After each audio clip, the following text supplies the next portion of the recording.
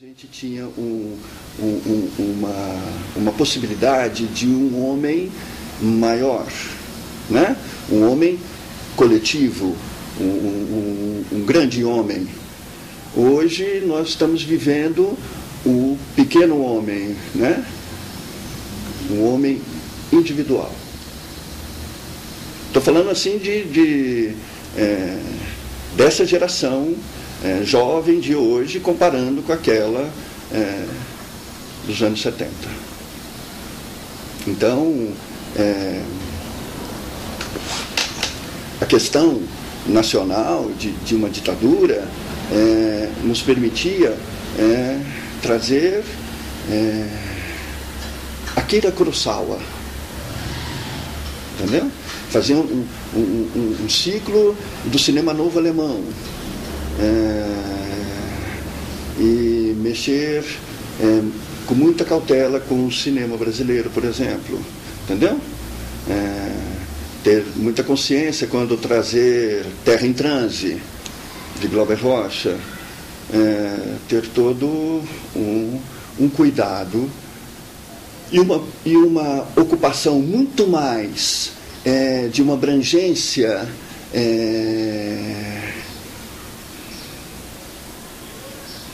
mais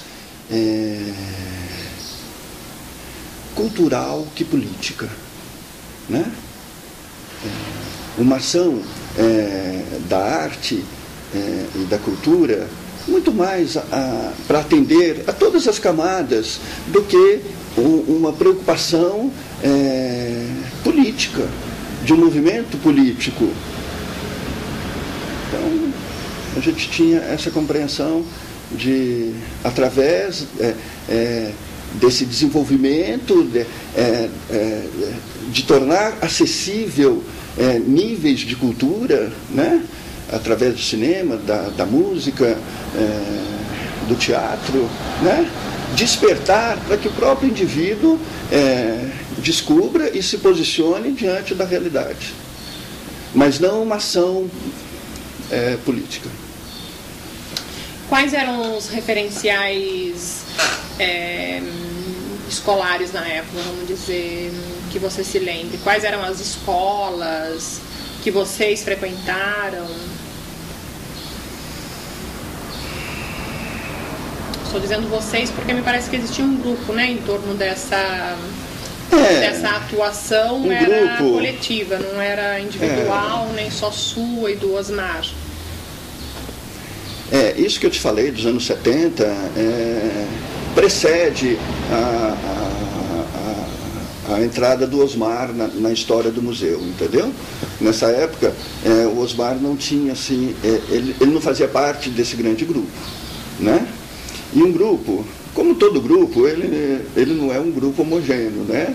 Ele tem vários segmentos, né? Você lembra de alguns nomes desse grupo? Lembro do Tião. Tião, ele tinha uma participação muito... Tião Virgilino. Isso.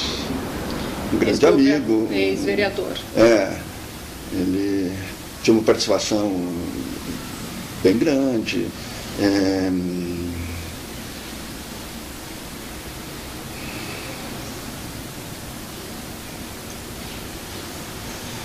Assim, faz tanto tempo, viu? Tem que lembrar das pessoas. Edivaldo, que era... né? Não sei se ainda ele é assessor da prefeitura, jornalista também, muito envolvido. Se eu lembro mais pessoas.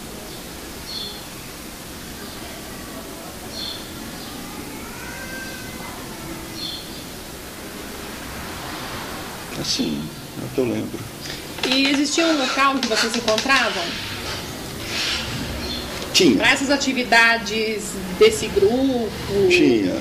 Existiam pontos locais que vocês se encontravam, que vocês faziam? A gente sempre conseguia alguns espaços, né? nessa época do Toninho Nunes, a gente se reunia na prefeitura mesmo, no Departamento de Cultura. Outras vezes, alguns cursos, alguns encontros que a gente fazia na Câmara Municipal. A gente pedia, ela cedia o espaço e a gente se reunia ali. Chegou a ter alguns cursos lá, até algumas apresentações, algumas atividades culturais. Eram esses os espaços. E espaços privados? Clube, bar, restaurante, igreja? Não tinha. Não tinha muito isso. Não tinha nenhuma referência de... Não. E as escolas? Vem alguma escola? Você se lembra de alguma escola que na época... Aqui em Jacareí? Que fazia parte do cotidiano de vocês? Que vocês frequentavam? Não me lembro disso. Você frequentava qual escola no período? Eu frequentava o Silva Prado. Eu fiz... Naquela época era clássico. Eu fiz esse curso. Me formei, que hoje é segundo grau, né? Naquela época era científico, normal e... Ensino médio hoje. Então, nós estudávamos lá. Estudei lá. E o Osmar você conheceu aqui ou lá em São Paulo? Aqui. Aqui. Aí eu fui estudar inglês e ele foi o meu professor de inglês.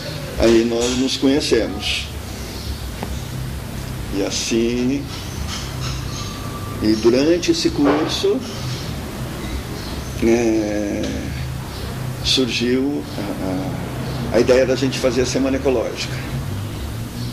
Aí foi um grande trabalho. A ideia do museu já tinha... Não, ainda não existia nada de museu. Aí tivemos apoio do SESC, tivemos apoio da Prefeitura e foi um mega movimento. Muito importante. E abrangeu todo o Vale do Paraíba. Coisa... Trouxemos pessoas muito importantes, Aziz Absaber, muitos cientistas da época. Teve uma discussão profunda, muito além de Jacareí, entendeu? Uma vanguarda mesmo, dentro desse tema, né? Nós temos discussões que as pessoas nem sabiam o que estava acontecendo. A própria discussão do Rio Paraíba era uma coisa que as pessoas... não só a população, estou falando pessoas a nível de administração pública, a nível não só de Jacareí, como o Vale do Paraíba todo. Trouxemos pessoas de Campos, onde desemboca o Rio Paraíba, discussões de assuntos ecológicos muito profundos. E isso deu um despertar, né? Um despertar. Dessas semanas surgiram grupos bem interessantes, né? Como em Pindamonhangaba, que hoje tem um trabalho nesse desenvolvimento de preservação do meio ambiente, bem interessante. Então nós conseguimos alinhavar algumas coisas na região. Aí passou. Aí, precisamos fazer alguma coisa. E eu estava estudando na USP, fazendo cinema.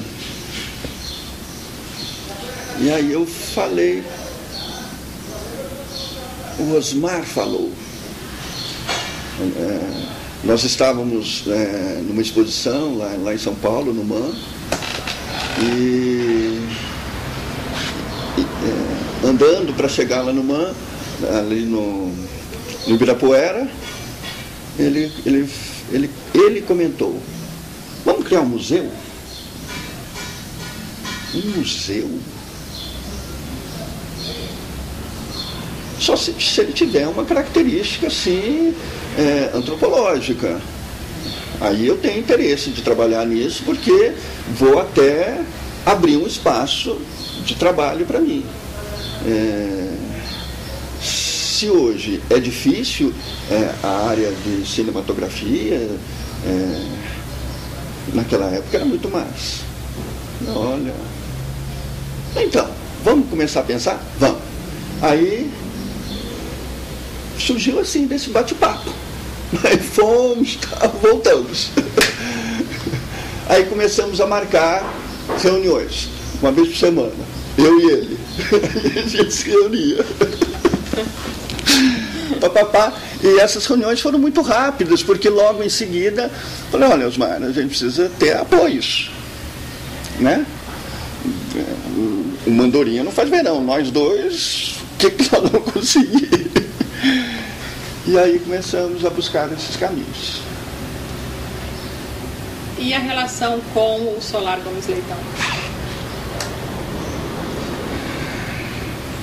Em que momento aparece a ideia do museu de antropologia e a conexão com o espaço do Solar? Qual foi precedente? Puxa vida, aí eu vou ter que mexer nesse baú aí para lembrar disso aí, entendeu? É que é uma coisa tão evidente, né? Parece. Porque a gente já vinha, a gente já tinha perdido o Antônio Afonso, né? E como foi essa perda? Lastimável, né? Foi lastimável. Foi no período do Toninho Nunes. Primeiro caiu uma parede e o prédio estava lá. Então tinha-se condição de preservar ele. E é a única cidade que você tinha dois. É como um portal da cidade, né? Dois prédios com características neoclássicas e um de frente para o outro. E com história, e você entra em Jacareí e é recebido por esse portal, né? Então a gente tinha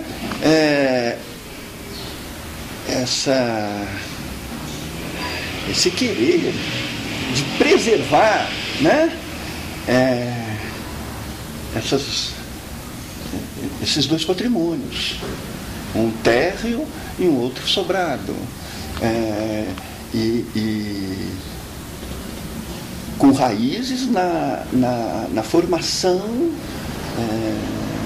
não só urbana, como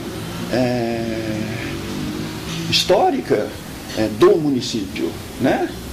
Ali começa a formação da aldeia de Jacareí, né? Então se forma um triângulo, né, entre os dois prédios e o Avareí, a igrejinha do Avareí, a pedra fundamental. Ali fica fácil você contextualizar a história, né? Então esse era o sentido. Mas eu percebia uma vontade política